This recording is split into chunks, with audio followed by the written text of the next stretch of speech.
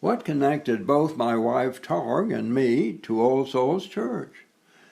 It all happened back in the 1980s in the main hall in what the community knew then as the West Village Meeting House.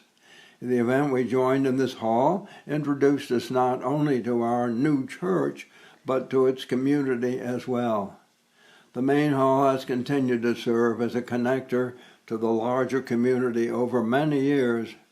Here are several of the events, ones that stand out to me still. HMS Pinafore, the old Gilbert and Sullivan standby from England, was the event Targ and I joined with other newcomers and older hands. We were, in fact, a medley of more experienced singers who had learned from our actors aboard, were learning from the actors who had rarely sung, and we in turn were helping them where they could. Targ and I had sung in choruses from our college and post-war years. Some of the singers aboard Pinafore were members of All Souls Church. Was this in fact a church where we were all meeting to paint sets and rehearse?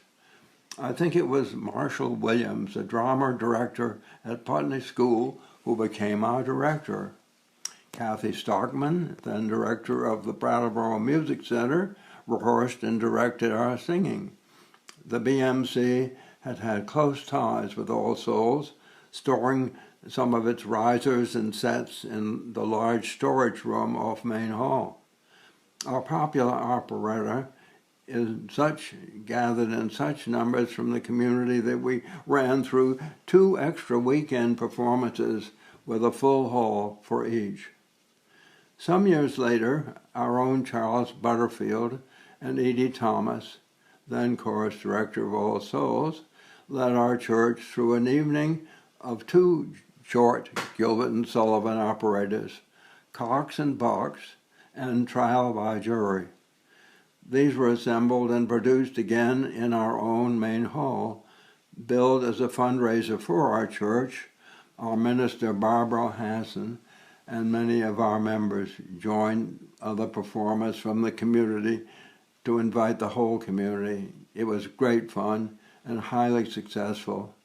We took Trial by Jury for a final performance to the county's courthouse in Newfane, where we attracted lawyers, families, and friends who loved the fun of being poked at their own profession.